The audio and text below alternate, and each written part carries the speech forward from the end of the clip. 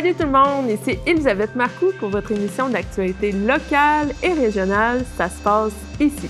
En ce jeudi 24 mars 2022, on parlera des collaborations entre la Ville et la paroisse de Plessisville, ainsi que les enjeux de développement pour la Ville de Plessisville.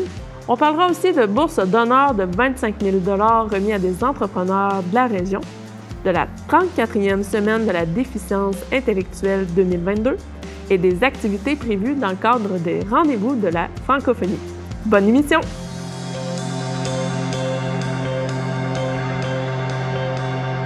La Ville et la paroisse de Plessisville collaborent pour regrouper certains services dans les prochains mois et années. On a le projet actuellement de réunir nos bibliothèques, de faire front commun avec nos bibliothèques, puis aussi nos camps de jour. Les camps de jour, les jeunes l'été, là. Vous savez, il y a beaucoup de jeunes de la paroisse de Plessisville, dans la couronne de Plessisville, fait que les jeunes vont à la même école, fait que là, on veut regrouper ça. Puis on rouvre la porte aussi à d'autres regroupements comme la machinerie de la voirie, possiblement les pompiers. Fait que ça va très bien à ce niveau-là. On a entamé des procédures pour ça. Aussi, notre parc industriel, il va y avoir beaucoup de construction cette année dans notre parc industriel. On n'a plus de terrain. Fait qu'on est en processus d'agrandir le parc industriel. Le parc, l'agrandissement prévu est en paroisse. Fait que ça, il y a une belle collaboration à ce niveau-là. Puis il y a de la demande. Nos industriels sont hyper dynamiques. Nos principales usines dans le parc, depuis 2 ans, ont tous agrandi. Puis il y a encore des demandes importantes. Je vais vous dire, nos entrepreneurs sont des entrepreneurs dynamiques. Puis il y a aussi, par le fait même, un besoin de logement important en Plessisville, de logements puis de maisons, de terrain pour les maisons. Fait qu'on est aussi à travailler d'importants projets là-dessus. Il y a beaucoup de demandes d'emploi à Plessisville qui sont pas comblées. Fait que là, les entrepreneurs font venir des immigrés. Fait qu'il va y avoir une certaine quantité d'immigrés qui arrivent cette année, en 2022, puis en 2023 aussi. Fait qu'il y a un besoin criant de logement, là, même que ne serait-ce que juste notre population, il y a un besoin important. Bon, on travaille fort sur le territoire actuel, là. Il y a des bâtiments qui étaient désuets, là, qu'on va démolir. On a mis un programme d'aide à la démolition. Fait que ça, c'est le premier qui va bénéficier, ça va être bientôt. Là. Il va y avoir une démolition qui se fait. Il va y avoir 3 démolitions qui se fait cette année en 2022 pour place à logement, possiblement pas loin d'une centaine de logements qui s'en viennent. 2 entrepreneurs d'Arthabasca et de l'Érable ont reçu une bourse d'honneur de 25 000 $ chacun de la part du gouvernement du Québec lors d'une cérémonie virtuelle le 16 mars dernier. Dans Arthabasca, il s'agit de Frédéric Beaulieu de l'entreprise Performance Santé et Réadaptation, qui est une clinique interdisciplinaire de réadaptation en forte croissance depuis son ouverture en 2017. Dans l'Érable, il s'agit d'Andrew Larochelle, de l'entreprise Affûtage Mobile Andrew. Celui-ci se spécialise dans l'affûtage de lames et de scies et a également connu une importante croissance. Lors de l'événement, des prix de 2 000 $ coup de cœur ont été remis à 17 candidats. Pour le Centre du Québec, le prix a été décerné à Caroline Fizet de l'entreprise Casual Wear, offrant une collection de vêtements fabriqués au Québec de manière éthique et éco-responsable. Le projet d'une nouvelle fromagerie, La Mission, est en processus d'élaboration à Saint-Pierre-Baptiste. Cette nouvelle fromagerie pourra être construite dans l'église du village, permettant ainsi de faire revivre ce lieu central, tout en permettant des services religieux dans la sacristie. Les fromages de niche seraient produits à partir de lait de vache de race canadienne. Il y aurait aussi des produits locaux qui pourraient être offerts sur place. Les initiateurs du projet, Nadia Roy et Dave Bérubé, en sont rendus à l'étape de présenter leur projet au diocèse de Québec afin d'acquérir le bâtiment et de désacraliser une partie de l'église. Ceux-ci récoltent jusqu'à la fin mars des appuis pour partager le tout au diocèse de Québec, notamment des lettres d'appui d'organismes et d'entreprises, mais aussi des appuis de la population par le biais d'une pétition en ligne ou disponible au village de Saint-Pierre-Baptiste. Le projet a déjà reçu plusieurs appuis significatifs du milieu, par exemple celui de la MRC de l'Érable, du Conseil du patrimoine religieux du Québec et de la Fabrique Notre-Dame des Érables. Les jeunes de 15 à 35 ans ont jusqu'au 8 mai pour s'exprimer sur les enjeux liés aux 17 objectifs de développement durable, tout en proposant des solutions concrètes. Cette consultation nationale intitulée « Ma voix compte » est initiée par le réseau des carrefours Jeunesse Emploi et vise à rassembler une force collective tournée vers l'action tout en donnant un moyen concret pour les jeunes d'être entendus par la suite auprès des décideurs et des leaders du Québec. En effet, les résultats seront dévoilés en juin prochain. Visitez le site web pour participer à cette deuxième édition de Ma Voix compte ou contactez le Carrefour Jeunesse Emploi.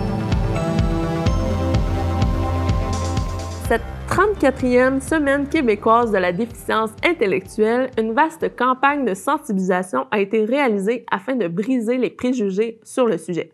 Alors cette semaine, au niveau du Centre du Québec, le regroupement d'organismes de personnes handicapées Centre du Québec a décidé de porter avec ses partenaires, ses membres, une campagne régionale qui va mettre l'accent sur la valeur des personnes qui vivent avec une déficience intellectuelle. Et dans cette campagne régionale, ce qu'on voulait apporter, c'était vraiment de lutter contre les préjugés qu'on peut avoir. Et notre cible, c'était de parler aux élus et aux employeurs de notre région pour justement faire une place et faire attention dans l'inclusion qu'on peut avoir sur les personnes qui vivent avec une déficience intellectuelle. Donc, on a fait un appel à nos organismes pour aller chercher des ambassadeurs, donc des personnes qui ont des déficiences intellectuelles, et on est allé mettre en valeur, c'était quoi leur vie? C'est quoi qu'ils font ces personnes-là? Et ça casse les préjugés absolument. Donc, on a voulu personnaliser tout en brisant les préjugés. Donc, on a, par exemple, dans la MRC d'Arthabasca, on a Eve qui a 30 ans, qui travaille depuis 8 ans au Tim Hortons. Donc, elle a une déficience intellectuelle. On a un jeune qui a 21 ans, qui fréquente l'école Le Tandem, qui est un passionné de hockey, qui est apprécié par ses collègues à l'école. Il a une vie et il a une déficience intellectuelle. Donc, c'est vraiment le message qu'on voulait porter à travers le Centre du Québec en personnalisant avec des véritables personnes et non pas des images qu'on aurait pu prendre au national. Alors, beaucoup d'activités qui sont faites aussi bien en sensibilisation qu'avec les personnes vivant avec une déficience intellectuelle. On a nos organismes de base, qu'on pense à l'AIS des Bois-Francs, qu'on pense à l'Association des personnes handicapées de l'Érable, Parrainage civique des Bois-Francs et tous les autres organismes qui viennent en soutien aux personnes handicapées, qui organisent des activités, qui vont à la rencontre des gens. Dans l'Érable, la Fée a une programmation extraordinaire avec ses portes ouvertes qui sont vendredi. L'AIS, il va y avoir des activités également. Parrainage civique qui est très présent sur les réseaux sociaux. Donc, j'invite la population à vraiment être attentif. Qu'est-ce qui se passe? Où sont les personnes ayant une déficience intellectuelle? Quelles sont les activités de sensibilisation qui nous sont proposées à nous, la population? Puis profitez-en, allez à leur rencontre, allez à leur découverte. Dans les défis d'inclusion sociale soulignés par le regroupement, il y a entre autres l'accessibilité à l'information, la fracture numérique, l'accès au transport ainsi que l'intégration dans les différents milieux de travail. Côté hockey, cette semaine, les Tigres de Victoriaville ont récolté une victoire de 2-1 le 20 mars dernier contre Armada de Blainville-Boisbriand. Selon l'entraîneur, cette partie était plus ou moins méritée, même si les félins ont remporté la victoire. D'ailleurs, il souligne que le gardien Nathan Darvaux s'est bien démarqué dans ce match. Les prochains matchs à domicile auront lieu le 24 mars à 19h face à l'Océanique et le 25 mars à 19h contre les Foreurs. Et sinon, les Cougars de Warwick ont remporté le deuxième duel contre le DLC de Guadeloupe par la marque de 4-3 en prolongation. Ainsi, l'équipe mène 2-0 la série demi-finale face à DLC. Le troisième duel est prévu le 25 mars à Warwick à 20h30. Afin de soutenir la réalisation de projets culturels destinés aux personnes vulnérables ou marginalisées, un montant de près de 55 000 $ a été réparti à 3 organismes culturels et communautaires d'Arthabasca et de l'Érable. Ces projets culturels soutenus utilisent la culture comme un outil d'intervention, permettant ainsi d'agir sur des problèmes sociaux. Il y aura le projet Droit jusqu'au bout des doigts du théâtre Parmi nous, en partenariat avec des organismes de Mekinac. Ensuite, il y a le projet Mémoire et terroir, raconter les Bois-Francs avec la société Musée Laurier, ainsi que le projet du Selfie à l'amitié qui est soutenu par Implac Emploi de l'Érable en association avec la photographe Isabelle Deblois. Et maintenant, la Bibliothèque de la ville de Victoriaville offre jusqu'à la fin mars une série de programmes de courts-métrages, et ce, dans le cadre des rendez-vous de la francophonie. Bien, les rendez-vous de la francophonie, ça fait partie des manifestations culturelles autour de la Journée internationale de la francophonie qui a lieu le 20 mars, donc c'était hier. Nous, la bibliothèque, on a choisi d'offrir des projections en partenariat avec l'ONF qui collabore avec les rendez-vous de la francophonie, mais il y a des centaines d'activités qui sont offertes partout au Canada, dans les rencontres multiculturelles, des projections, il y a des balados, on a vraiment toutes sortes d'activités, mais plus spécifiquement, nous, on collabore avec l'ONF qui, à chaque année, offre différents programmes pour toutes sortes de clientèles. En fait, ce qu'on a ici, les premières... Nous, on en a sélectionné 4. Le premier, grands-parents, famille et contes, qui s'adresse aux familles. Donc, le titre le dit, dans le fond, on parle des les papis, les mamies, l'importance de la famille, les contes, raconter des histoires en famille. Donc, ça c'est destiné aux 6 ans et plus.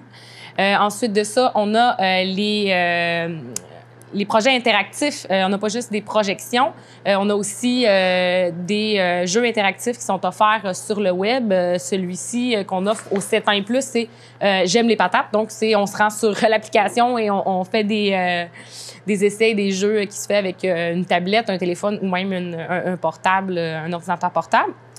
Ensuite de ça, on a une projection sur le sport destinée pour les jeunes un petit peu plus vieux, peut-être à partir de 11 ans.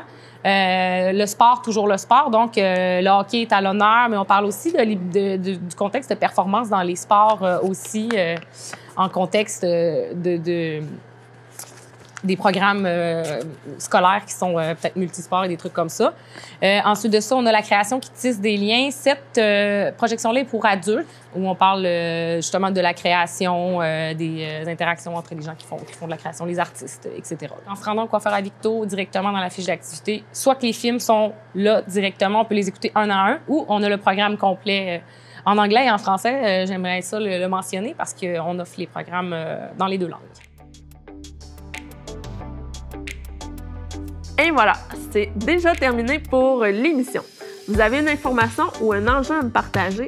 N'hésitez pas à me contacter à nouvelles@tvcbf.tv ou au 819-758-3688.